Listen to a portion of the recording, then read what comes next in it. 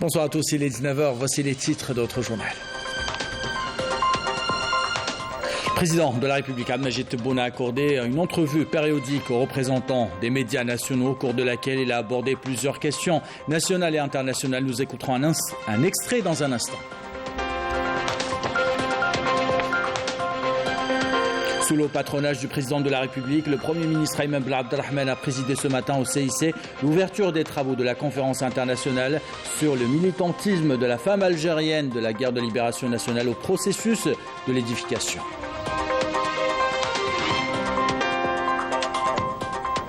Au Maroc, la liste des revendications s'allonge. Les opticiens veulent avoir une vision claire de leur avenir. Ils manifestent dans les rues marocaines pour attirer l'attention sur leur situation socio-professionnelle. Enfin, un peu de musique pour terminer ce journal avec la première soirée du festival de Timgad. Le public était ravi. Il a vibré au rythme des chanteurs et chanteuses algériennes étrangers.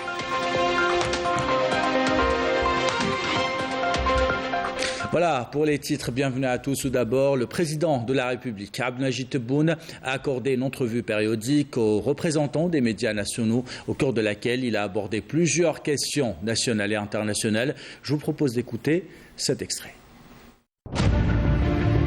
احنا الحرب اللي انا جايبه انا شخصيا هو استرجاع الكرامه. احنا ما دام فيه مداخل اضافيه ان شاء الله السنه هذه التزم برفع الاجور ورفع حتى العلاوه نتاع البطاله. امور ممكن كانت مدبره.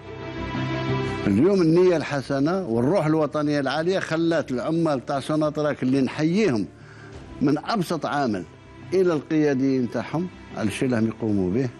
ما شفنا مشكل ولا نزاع ولا سوء فهم تفاهم مع ايطاليا. ندخلوا اليوم في الانتاج المشترك، ننتج مع بعض ومستعدين هما باش ينتجوا معنا انتاج ميكانيكي، انتاج سيارات، انتاج البواخر. كاين توجه نحو تدريس اللغه الانجليزيه في الابتدائي. سيطبق هذا القرار هذا العام سياده الرئيس؟ ان شاء الله ان شاء الله يطبق، لان باش تدخل الجزائر في العالميه الفرنسيه غنيمه حرب، ولكن اللغه الدوليه هي الانجليزيه. يكون تعديل حكومي طبيعي، يعني كل الحكومات في العالم يجي بعد ظرف زمني وين تتطلب تعديل، لازم الشيء اللي التزمنا به يتطبق.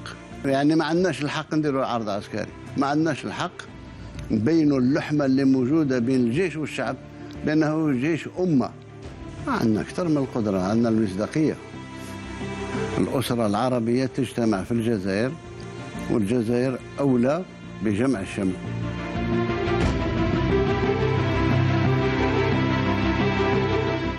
Et cette rencontre avec les représentants des médias nationaux sera diffusée dimanche à partir de 21h15 sur les chaînes de la télévision, la radio nationale, la chaîne Al24 ainsi que sur les différentes chaînes privées. Sous le patronage du président de la République, le Premier ministre Ayman Ben Abdelrahman a présidé ce matin l'ouverture des travaux de la conférence internationale sur le militantisme de la femme algérienne de la guerre de libération au processus d'édification. La conférence, qui se tient dans le cadre d'un partenariat entre le ministère des Moudjahidines et des Ayants droit, le ministère de la Solidarité nationale de la famille et de la condition de la femme, est sous le thème « La femme, combat d'exception et créativité ».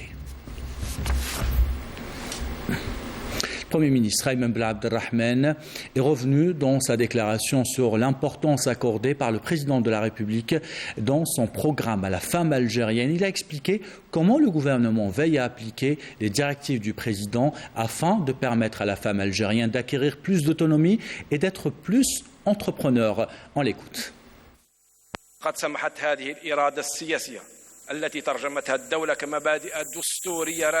Cette volonté politique qui puise ses fondements de notre Constitution a permis de renforcer la place de la femme dans la société, comme le montrent les chiffres et les statistiques. Convaincu du rôle primordial de la femme dans la société et dans le processus d'édification du pays, le président de la République, Abdelmadjid Tebboune, a accordé une grande importance à la femme algérienne dans son programme que le gouvernement tente de mettre en place. Le président de la République s'est engagé à poursuivre les efforts pour l'autonomisation de la femme, l'amélioration de sa situation, la consolidation de ses droits et sa protection contre toutes les formes de violence, outre la création de mécanismes de renforcement de l'entrepreneuriat féminin, notamment dans les zones rurales, avec la détermination du gouvernement à aller de l'avant vers la consolidation des acquis obtenus et à coordonner les efforts à tous les niveaux dans le cadre d'une approche participative pour renforcer ses capacités d'adhésion au processus du développement économique du pays. Ayman Ben Abdelrahman a rappelé dans son discours les sacrifices de la femme algérienne durant la guerre de libération nationale. Il a salué celles qui ont sacrifié leur vie pour l'indépendance du pays et celles qui continuent à jouer un rôle important dans la transmission de cette mémoire aux nouvelles générations. On l'écoute. La femme algérienne, la résistante et la révolutionnaire s'est affirmée sur la scène du militantisme et de lutte pour l'indépendance du pays. Elle a donné une image honorable et glorieuse aux côtés de ses frères face à la brutalité du colonialisme, une expérience qui a inspiré de nombreux mouvements de libération à travers le monde. Dans les moments difficiles que l'Algérie a eu à traverser à travers l'histoire, la femme algérienne a toujours été un bouclier pour défendre et protéger le pays. L'histoire nous rappelle des images et des scènes héroïques dans la Moudjahida Lalla Fatma Nsoumer, qui a fait preuve d'héroïsme face à la colonisation, un exemple qui a inspiré d'autres femmes algériennes courageuses et déterminées à défendre leur pays.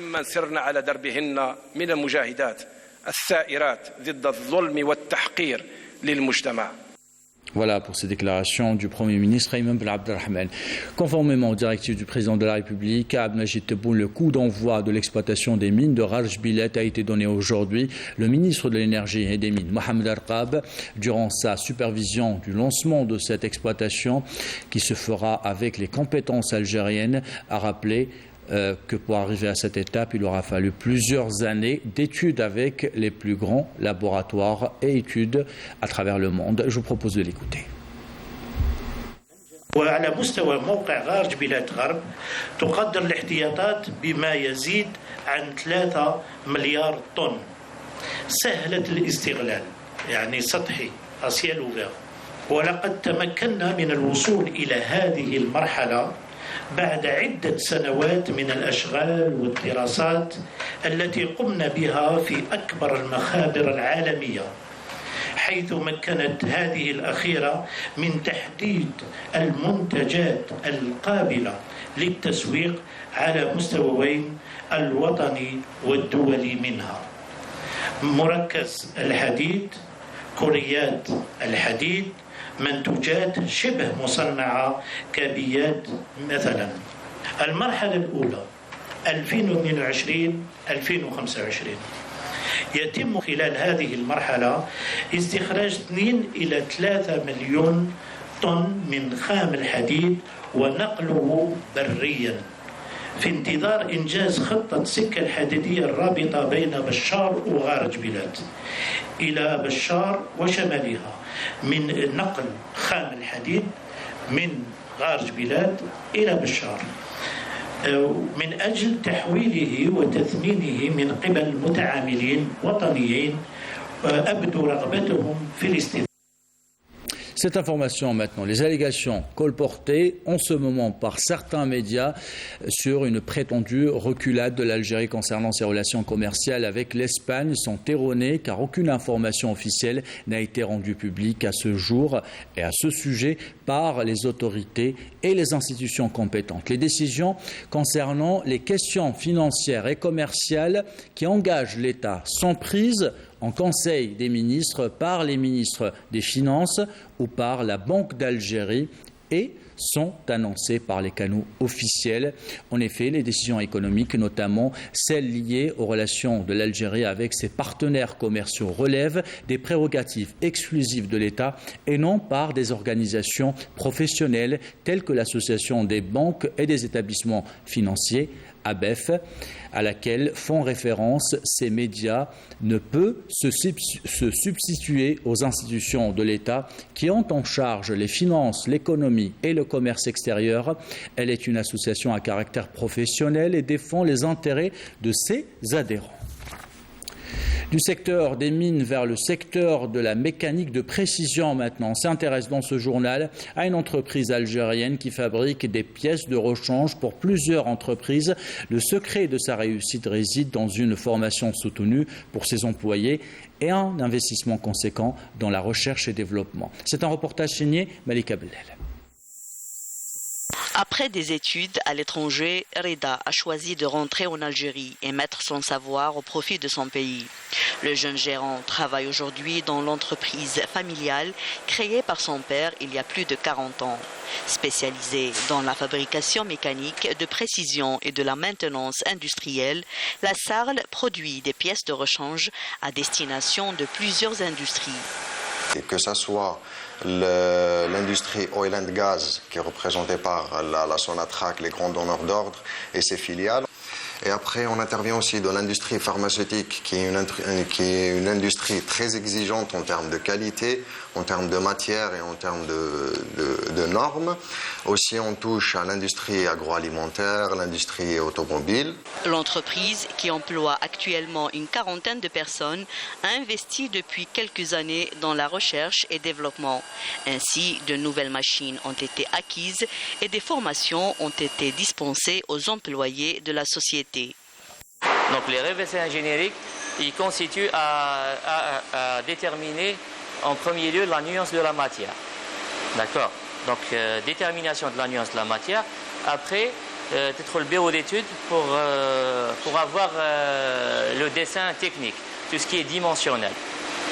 Donc après avoir fait le dessin, le bureau d'études, la 3D, on la transfère ici au niveau de l'atelier, où il y a des techniciens qui programment cette 3D et qui transforment la 3D en usinage. Grâce à la détermination et à la bonne volonté des dirigeants de l'Algérie Nouvelle Précision, l'entreprise a réussi à décrocher des marchés au niveau national et international. Un gain de temps et de coûts pour ces entreprises. Avec l'encouragement de Monsieur le Président qui insiste à augmenter le PIB de l'Algérie à hauteur de 15%, il nous a ouvert les portes des grands donneurs d'ordre, c'est Sonatrach.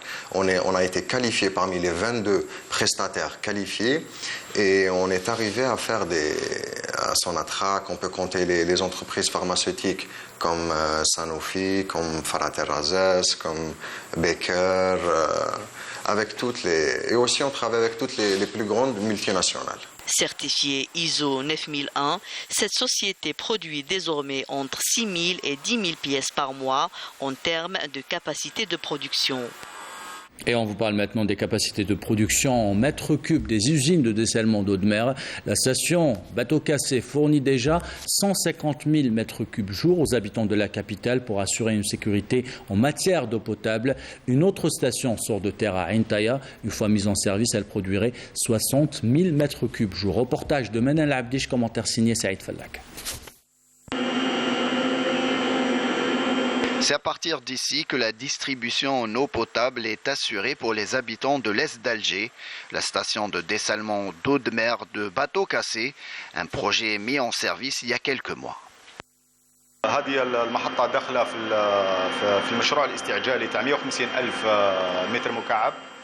Cette station fait partie du projet d'urgence de 150 000 mètres cubes que nous avons mis en service. On a distribué plus d'1 100 000 mètres cubes. Je suis ingénieur en énergétique, installation et turbomachine spécialisée. Je suis là pour assurer la marche de la station. On a parmi les premiers faits de domaine. ان شاء الله نكونوا اجور ونخدموا نافونسيو في بلادنا ان شاء الله تكون بين يدينا حنايا. À la station d'El Marsa de Ain Taya, c'est la course contre la montre pour livrer le projet dans les délais prévus. Des moyens colossaux et des efforts soutenus sont déployés. Le projet d'El Marsa consiste en la réalisation d'une station de dessalement d'eau de mer d'une capacité de production de 60 000 mètres cubes jour. Des équipements ultramodernes ont été acquis, à l'image des pompes d'eau et des récupérateurs d'énergie. Grâce à une main-d'œuvre exclusivement algérienne, on a pu bâtir ce projet. C'est une fierté pour nous.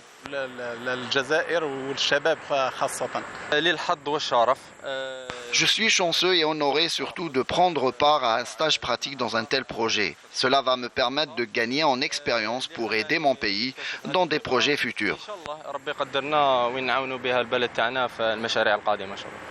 L'option de dessalement d'eau de mer permet de consolider la sécurité et la souveraineté hydrique du pays dans un contexte international où la bataille de l'eau est l'un des enjeux majeurs. Et allons à Tarf maintenant pour vous parler d'un marché juteux, celui de la tomate. La ville célèbre la journée nationale de la tomate. Cette journée a permis aux professionnels du secteur, agriculteurs et transformateurs, de se retrouver après plusieurs années d'interruption. Objectif, augmenter la production nationale et se positionner sur des marchés internationaux. C'est un reportage d'Ibtissam Jaoui, commentaire signé Majda Jahmoun. C'est après 3 ans d'absence que revient la fête nationale de la tomate dans la wilaya de Tarf. Différentes qualités de tomates ont été exposées. Cette journée était l'occasion aussi pour les agriculteurs, les transformateurs et les producteurs d'échanger leurs expertises et savoir-faire dans cette filière. La rencontre des entreprises participantes est importante. Le but est de faire connaître nos produits auprès de tous. C'est une opportunité aussi pour les conserveries de créer des liens.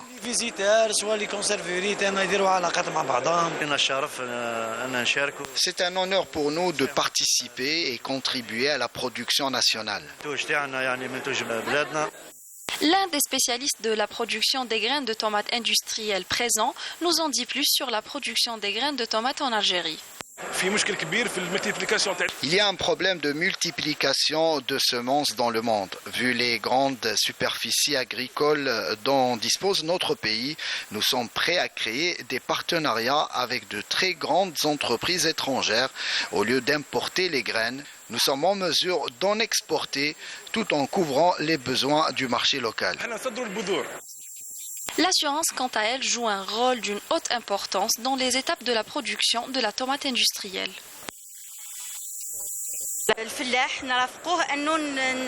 Nous accompagnons les agriculteurs. Notre rôle consiste à garantir l'assurance des récoltes agricoles et prêter main forte aux agriculteurs en cas de dégâts comme la grêle et le sirocco. L'exportation du produit final, qui est la tomate de conserve, était au centre des intérêts de cette rencontre. Nous visons l'exportation vers les pays voisins et africains. C'est l'objectif à atteindre.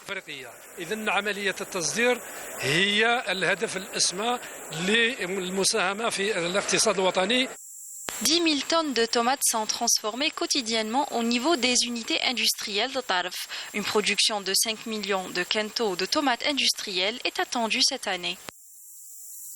Dans l'actualité internationale, les contestations se répandent comme une traînée de poudre et touchent plusieurs secteurs au Maroc. Après les étudiants et le secteur de l'énergie, c'est au tour des opticiens de faire des sit-ins. Ils voient rouge et dénoncent la prolifération de faux opticiens qui leur grignotent de grosses parts de marché. Les détails avec Malika Bellal.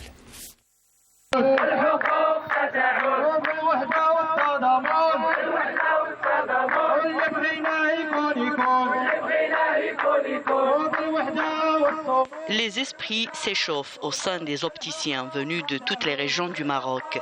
Ils étaient déjà plusieurs à participer au sit-in qui a pris place devant le siège régional de la formation professionnelle de Meknès. Venus de toutes les villes marocaines, les opticiens ont répondu à l'appel du syndicat national professionnel des opticiens qui dénonce les dépassements constatés dans l'exercice de la profession. En effet, depuis quelques années, la situation n'a fait qu'empirer. Les faux opticiens marocains continuent de proliférer, menaçant l'activité.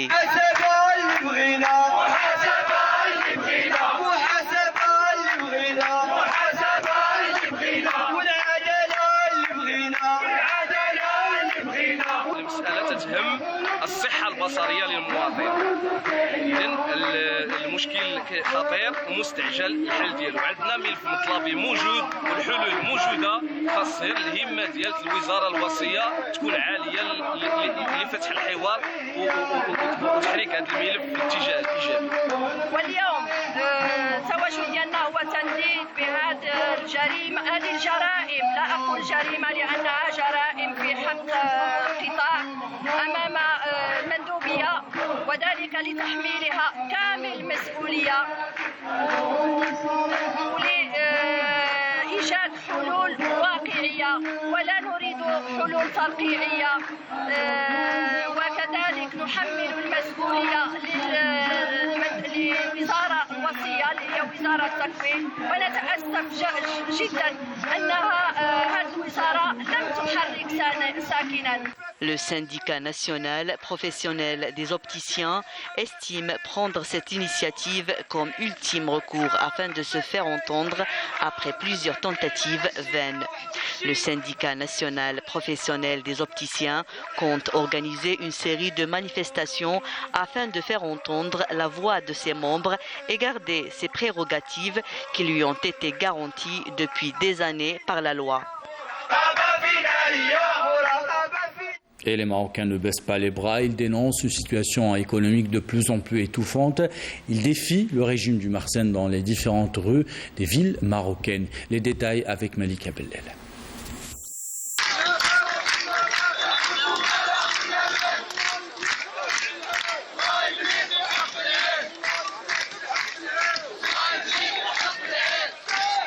La contestation populaire se durcit et gagne du terrain au Maroc. La hausse des prix, les pénuries, les atteintes aux libertés, les violations des droits et la normalisation avec l'entité sioniste risquent d'engendrer une réelle implosion sociale. Et en dépit de l'approche répressive adoptée par le régime marocain pour asseoir son emprise sur la société, les populations de plusieurs villes du royaume se soulèvent pour faire front commun contre la corruption et la tyrannie du Marsen.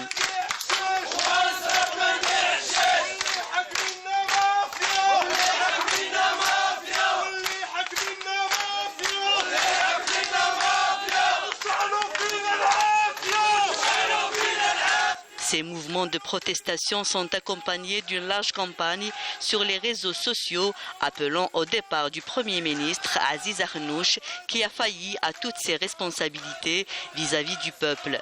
Plusieurs villes marocaines ont également connu des protestations contre les pénuries d'eau, conséquence notamment de la sécheresse, mais aussi de la mauvaise gestion des autorités, ce qui a aggravé la crise économique actuelle dans le pays.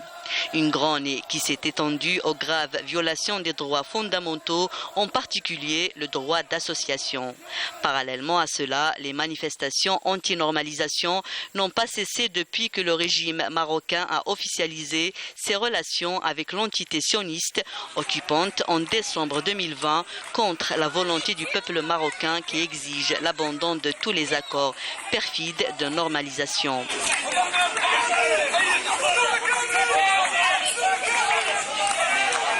La semaine dernière, les opposants à la normalisation ont organisé une action de protestation devant le Parlement dénonçant la visite d'un responsable de l'armée sioniste à Rabat et la persistance du régime dans sa politique impopulaire. Toujours à l'étranger, dans le dossier sahraoui, le commissaire de l'Union africaine aux affaires politiques, à la paix et à la sécurité s'est rendu au camp de réfugiés sahraouis, accompagné d'une importante délégation de responsables des organes de décision de l'Union africaine. Objectif, s'enquérir des avancées sur le terrain et veiller à appliquer les décisions de l'Union africaine. Correspondance de Omar Touag, un commentaire signé Belinda Miss. Le commissaire de l'Union africaine a effectué une visite dans certaines structures sahraouies et a rencontré également des responsables et des cadres politiques et militaires. Nous avons rencontré des responsables algériens en Algérie et des responsables de la République sahraoui. Nous avons visité les camps de réfugiés et nous avons rencontré des enfants, des femmes et des jeunes. Je tiens à préciser que nous soutenons le peuple sahraoui et à cette occasion, je voudrais remercier l'Algérie de nous avoir facilité cette visite. Pour le Front du Polisario, cette visite est une occasion importante pour appeler au respect des articles de l'Union africaine qui œuvrent à trouver une solution pour permettre à la République sahraoui d'arracher son indépendance. Cette visite a pour objectif de s'enquérir de près des développements de la question sahraoui et d'appliquer les décisions de l'Union africaine. Nous sommes très ravis de recevoir le commissaire de l'Union africaine aux affaires politiques. Au terme de sa visite, le commissaire de l'Union africaine s'est entretenu également avec le président de la République arabe sahraoui démocratique, Ibrahim Ghali. Et retour en Algérie, on termine ce journal en musique avec la première soirée de la 42e édition du festival de Timgad. Le public a vibré hier au rythme des chanteurs algériens et étrangers, un public qui a pu accéder gratuitement à cette première soirée. Correspondance de Zakaria Touhami, commentaire de Mejda Jahmoun. La première soirée du festival de Timgad a été marquée par une remarquable affluence du public qui a dansé au rythme des chansons de Yasmine Amari, Naïma Dziriya et autres artistes. Le public était magnifique et très réactif avec nous. L'artiste, quand il est sur scène, il aime voir cette interaction.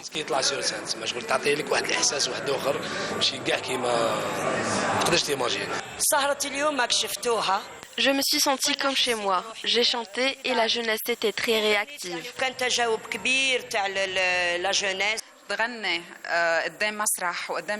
Performer devant ce grand public qui a interagi avec nous m'a fait battre le cœur en chantant. J'étais très touchée.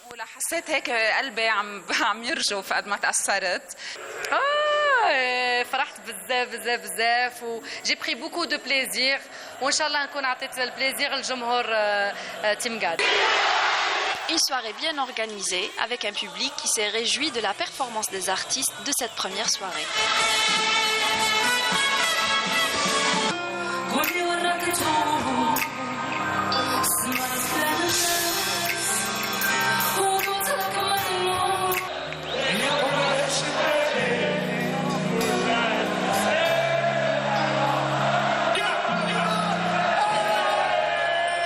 Je n'imaginais pas vivre une telle soirée. Les artistes sont au top. C'est une soirée exceptionnelle et c'est très bien organisé. C'est merveilleux et très bien organisé aussi. La soirée de clôture aura lieu le 1er août prochain avec un programme riche et varié au grand bonheur du public. Et ainsi va l'actualité. C'est la fin de ce journal. L'équipe de la rédaction qui l'a préparé, l'équipe technique qui l'a réalisé vous remercie de l'avoir suivi. Merci pour votre fidélité. Belle soirée.